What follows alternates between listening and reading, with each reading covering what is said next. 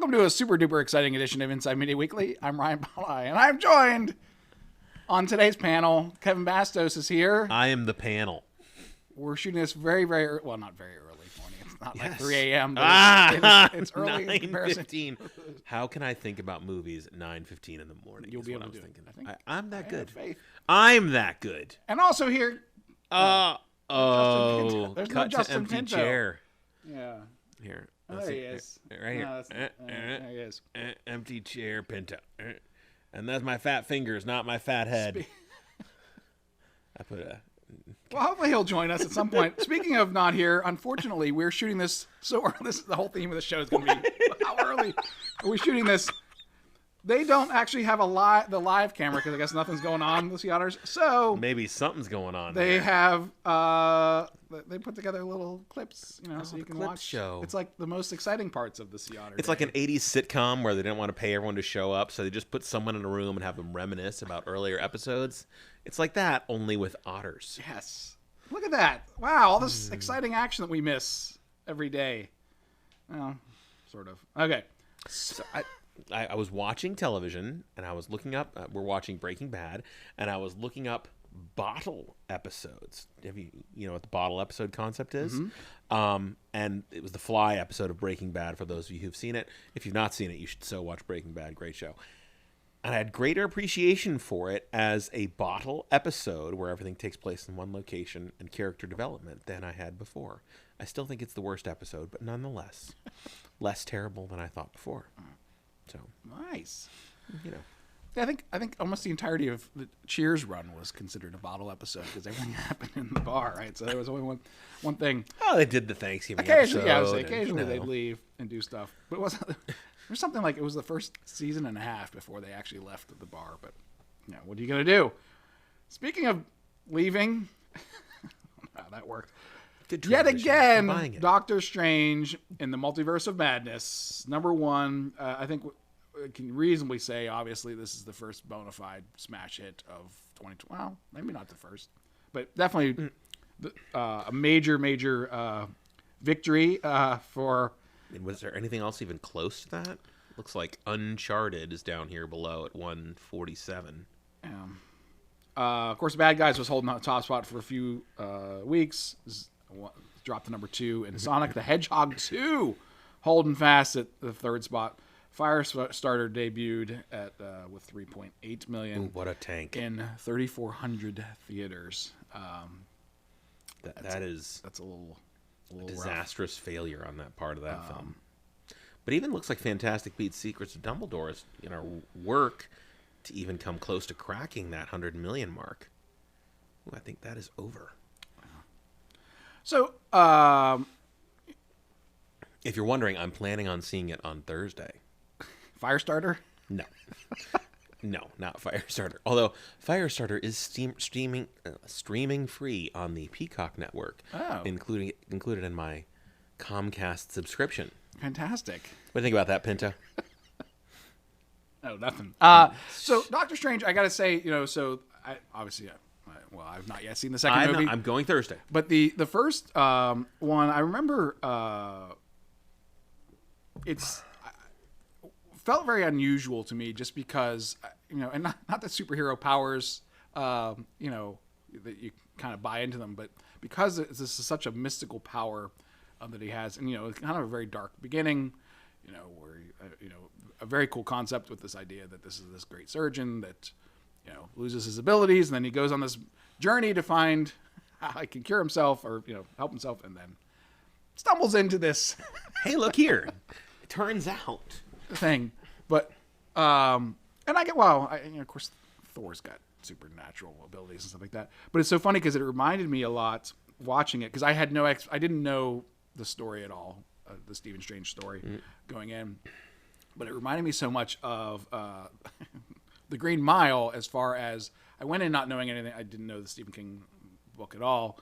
And then I was thinking, this is just going to be some, old kind of jail drama. And then suddenly there's like this whole supernatural element to the story that was if you would have told me about it ahead of time, I might have been like, but because I was so surprised by it, and the same with Doctor Strange, it was like, oh, okay, I kind of enjoy this. I buy into this completely. Yeah, the comic's a tougher read. I mean, he's not your traditional superhero, but and it went through a lot of hands. Like the earliest hands were Ditko, who was a tougher read, more black and white, very much. Good guys wear white hats, and bad guys are, evil to the core. There wasn't a lot of subtext in them, but it worked for a magic kind of a thing. And then some things that are looked back, I think, with less fondness and more, I think what we'd consider now stereotypical racist overtones in it that are tougher to read today. But again, it's a part of that Marvel mythos, and I'm surprised at how well it did. In fact, most things I'm pretty surprised at Marvel. I mean, Guardians is your perfect example. Here's a garbage fest of comics that just turned out to be pretty impressive. But also something like Morbius, which was pretty good and just tanked. Just disastrous turn. Well, even Fantastic Four, and I'm sure we're getting to that later today, right? Yeah! So that little Fantastic Four story. Yeah, that's a teaser for later. That's a transition, kids. Well, and it's interesting to see what has hit and what has not hit. Because, I mean, Iron Man, prior to the movie, at least mainstream familiarity with it was not very strong necessarily. I know, obviously, within the comic book community it was. But it would not have been the thing I would have led with. Never. But, I mean, basically, the entire Marvel empire now has, started basically on top of the Iron Man story. So it's... and everything else is being slowly pulled into that universe as well. I mean, everything outside your whole X-Men universe got pulled in there, and your whole Spider-Man universe got pulled in there. And, the other arm of the Netflix Marvel universe, they're all now interconnected in that one place. I mean, I wouldn't say elegantly necessarily, but, effort to pull that all together. Yeah, this is all a part of this one huge set of books, and something I think DC has only clunky made reference to so far. So, we'll see. All right, before we move on, Pinto, you got anything to say? Nothing. What's going on here? Speaking of superhero movies, all right, so Collider just a few days ago listed the 10 worst superhero movies according to IMDb. That would be the Internet Movie Database. I gotcha. There's some weak picks in here, and of course, it's terrible. Unfortunately, they instead of going 10 to 1, they go 1 to 10. But let's go through, and discuss briefly, especially ones that, yeah. So such a weak poll. It's number one, terrible. Steel from 1997 received 3 out of 10. First of all, that might even be generous to give it 3 out of 10. So, for those that don't know, Shaquille O'Neal, this is 1997. So this is, kind of the beginning of Shaquille O'Neal mania. I don't know. I just made that up. So Shaquille O'Neal is a perfect example of someone who would make a great cameo in a movie. But to build 2 hours around him as an action or superhero. Well, it was also the time Shazam was released. Not Shazam. What was it called? I think it was just... Was it called? It wasn't Shazam like the character Shazam. It was some genie type movie with him starring as a genie. Yeah.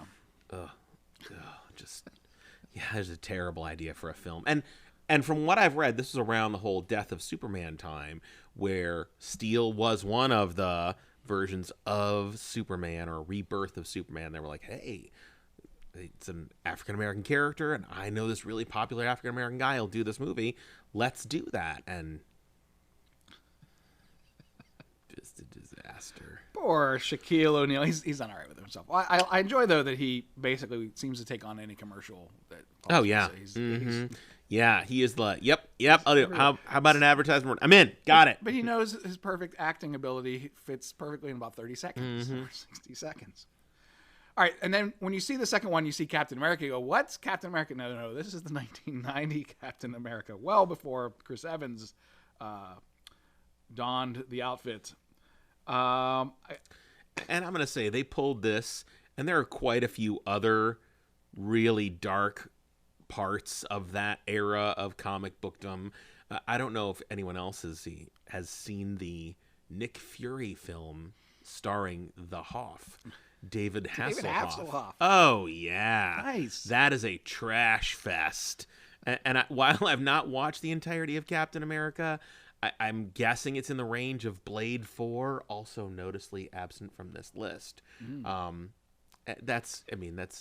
It's a weak pull. Not as weak as the next one coming, but Well, and I can remember being in the movie theater at my little Crossroads cinema, and they had a poster up on the wall in this place, and they had Captain America shield on it. I was like, oh, they're finally doing it. They're gonna make a Marvel movie.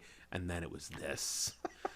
Dolph Lundgren was the Punisher, if you remember that one as well. There's another, Well, and it's so funny to think. I mean, obviously this was over 30 years ago, but I mean, you think about 1990, DC had smash hits with Superman. We were 2 Batmans in right at this point, but was Batman Returns 80? No, 91. Oh, 91. Okay. 89 was the first Batman, and 90 was this, and 91 was the second. So to think about the scales between Marvel in terms of its abilities in movie theaters, and Marvel probably more seen as a TV because of the Spider-Man stuff that was early on. Lou Ferrigno, Incredible Hulk with Bill Bixby was a big success, and that spun off into a few movies, if I remember correctly. I think there was a Thor movie, and Daredevil was in a movie of those. So, yeah, there's some darker horses that are not even on this list. However, dark a horse. We go to number 3, I guess, is third. Catwoman, with a 3.4 out of 10. Again, this seems like perfect. This is going to work perfect. Yeah, Halle Berry, tremendous actress, huge star. Catwoman, kind of mysterious character. But well, it was after the Michelle Pfeiffer turn. I mean, a decade plus after, and I thought this was a good property to go in. Hey, this is a character that had success, and she's sort of on that edge between being a hero and being a villain, and it was awful. I mean, it was bad. But kudos to the woman. She showed up to collect her Raspberry Award, and that was either the year after, the same year she got the Academy Award for Best Actress, if I remember correctly, right? I believe that's correct. So yes. Good for her. I mean, recognizing. Sponsors Ball, right? I believe so. Her stumbles and her successes. So good sport. I think that was disastrous. And can't forget that she was in X-Men and X-Men 2, playing Storm, and the third one, if I remember correctly, right? Completely forgot that Sharon Stone was the villain. So we moving along. We shouldn't expect anything great out of this, but so Batman and Robin. I don't know what to say. I feel like. Obviously, the Arnold Schwarzenegger character, it makes you roll your eyes constantly with all of his really, really bad one-liners. But he'd done successful ones with that before. Yeah. Like Terminator's loaded with those. The Predator is loaded with those. And they were delivered in a funny but serious tone. And this was almost like he was looking for the drum riff afterwards. Like, And I don't. It's so funny to think that again, George Clooney. This is the perfect person to make as Bruce Wayne and to turn into Batman. But it just all of the little side things around the movie, I think, distracted from. I mean, the movie's okay. It's not terrible. It's not terrible, is what I'd say. I don't know if I'd say okay.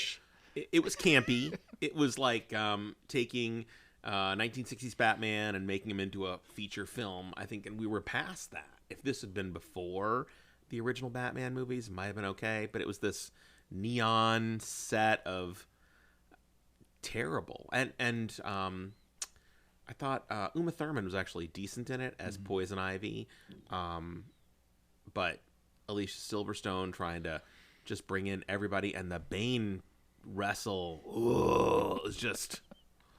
Oh, so silly. Yeah. Just. And, and the problem, too, is, Chris O'Donnell did okay as Robin, but sure. Robin is kind of a divisive character amongst some people. And I believe I read that, Tim Burton absolutely refused to touch Robin at all, because wanted Batman to be the singular focus of when he was in charge of and so yeah, it kind of felt like the kitchen sink and threw everybody in, but yeah, not so great. So Superman 4: The Quest for Peace. So, and it, the first line here of this, as they said, I totally agree with it. It's a real shame that Christopher Reeve's time as Superman came to such a disappointing conclusion. It's just it's got to be one of the worst movies I think I've ever seen. And you feel really bad because Christopher Reeve had finally got some clout behind it. He came up with the story, really worked with it, really wanted Superman to kind of take on, nuclear disarmament. I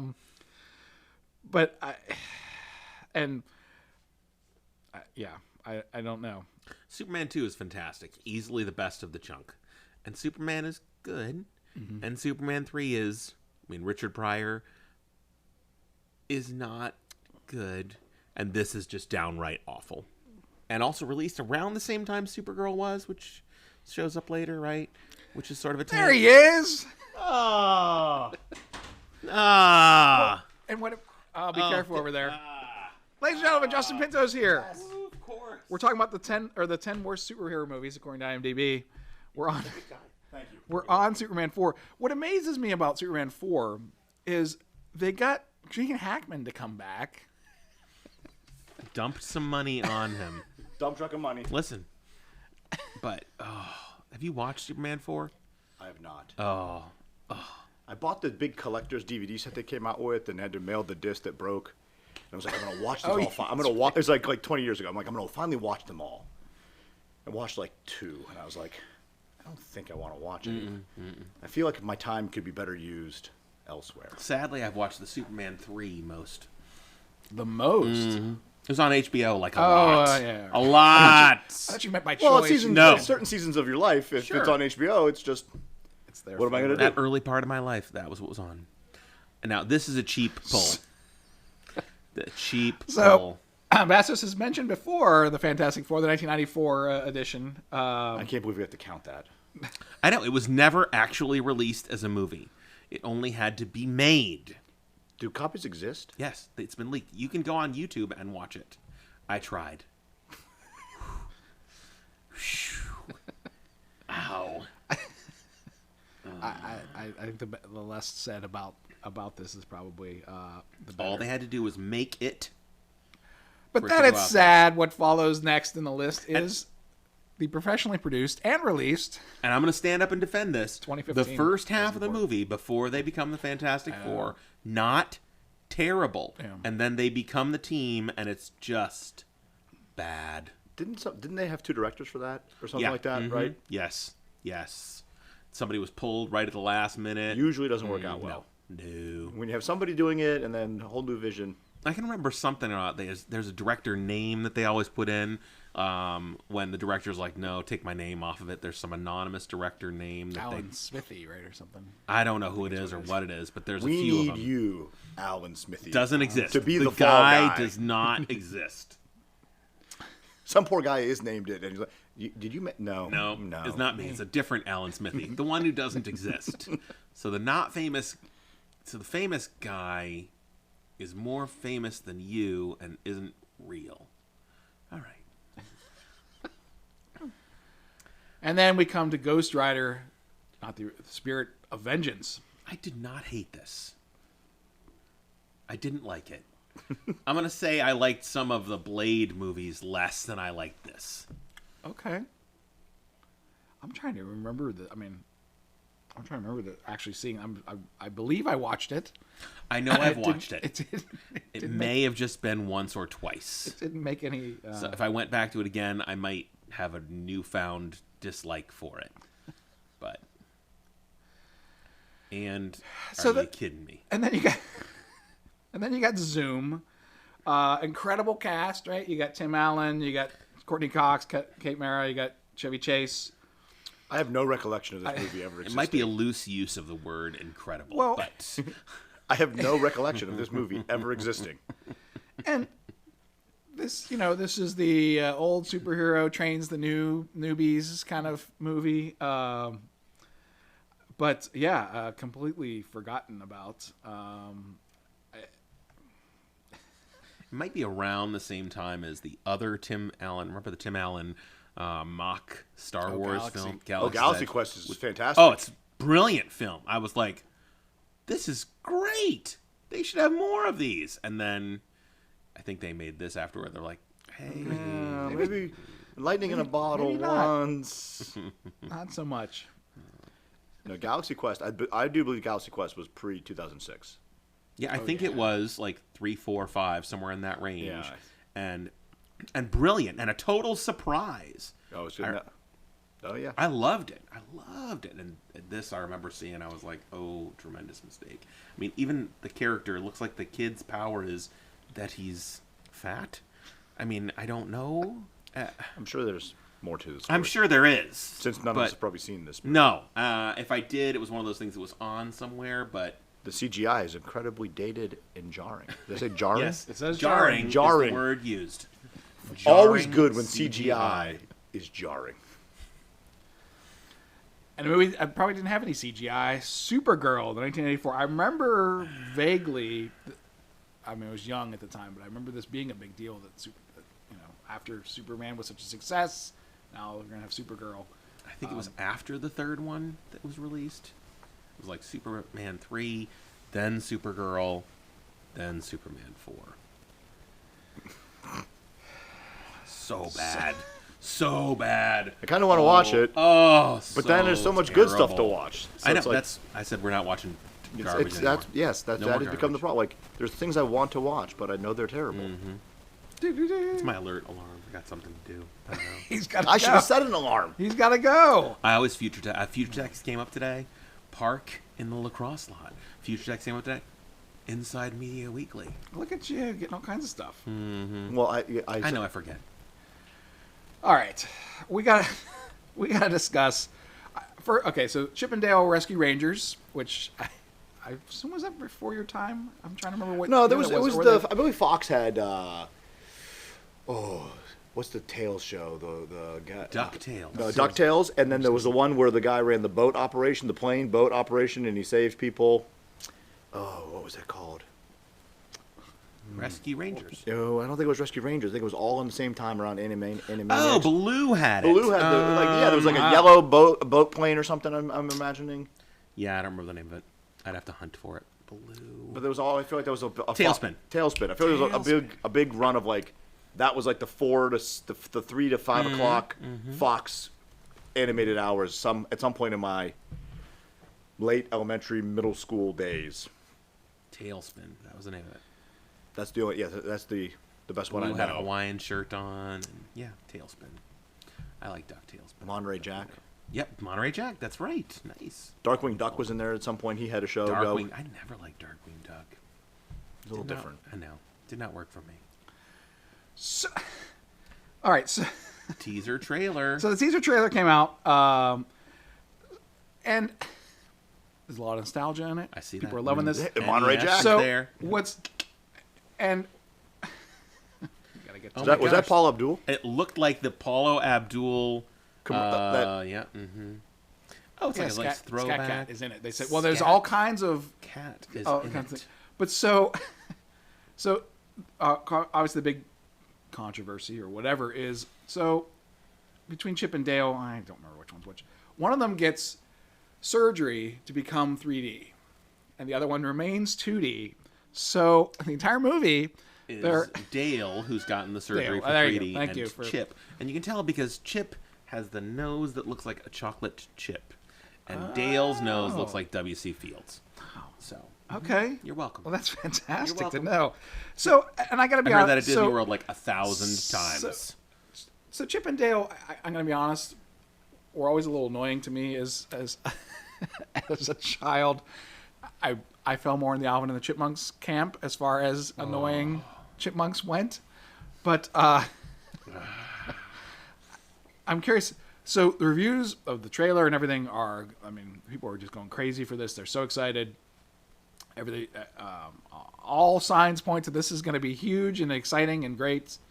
Obviously, there's going to be a lot of kind of meta joke telling, lots of characters showing up.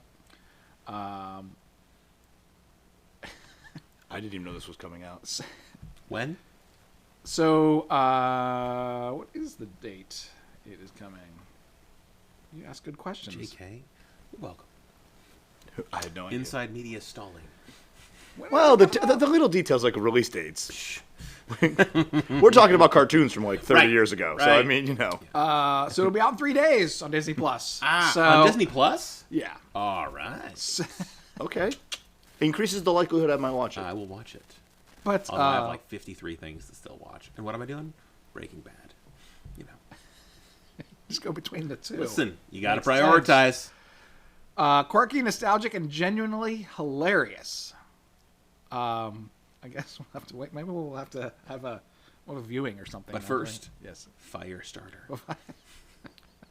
That was before you were here. That Firestarter. does not look good. No. I've seen commercials for that. Yeah, 3.5 million. Opened in number 4 or 6. It already came something. out? Oh yes. Last It's week? out. This week Oh was- yes. Okay. It's also on Peacock streaming for free, which is available free streaming if you have Comcast. And it's not even on the paid tier. No. It's on the free tier. Yes. So just like log in. Yes. Firestarter. There it is. Mhm. The second Halloween film was also available in the same vein. That's where I watched it. Interesting. Do you know who's a big Halloween fan? You John Vavala. you learn something new every day. You're welcome. You are we're almost out of welcome. time already. Oh, no! This has to feel like a really short show for Well, you. yes, you know. Thank goodness I went into Mrs. Boni's room to deliver a track T-shirt. And she goes, "Your show's on." I go, "What show?" She goes, "The show that you're on." I texted Oh. you. It was delivered. I was running around before I forget. Expendables 4 is coming. Are you excited? In. 3 days. It's come out Friday. In. It's gonna come out next year. In. Expendables Part 4. Because Sylvester Stallone said he already shot all his stuff. I'm like, well, I need to get You this out. guys show up, stand there. My schedule's very full. I need to get this out of the way. You guys come in later. it sounds like this is Spinal Tap 2 is I gonna happen. saw that. This is I'm very exciting. so I really like this as Spinal Tap. You nervous? Yeah. When we go back like 30, 40 years later, it never seems to go great. I watched Spinal Tap recently. It's great. Phenomenal. Phenomenal. And not only phenomenal, you can watch it and then you can go to the DVD cuts and watch the cut stuff. Almost as good. Spectacular stuff. We're just 1 week away from Obi-Wan Kenobi as well on Disney Plus. Only have to watch the 3 And- other Disney Plus shows that I haven't watched yet. If you And want to the go to the Netflix movie ones, theaters catch up on. this weekend, it's Downton Abbey, A New Era, wide Missing release that one. is going to be coming out. Not going to be there. So we'll have to check and see what the charts say if it's number 1, if it takes down Doctor Strange. Next week on Inside Media Weekly. Thanks for joining us.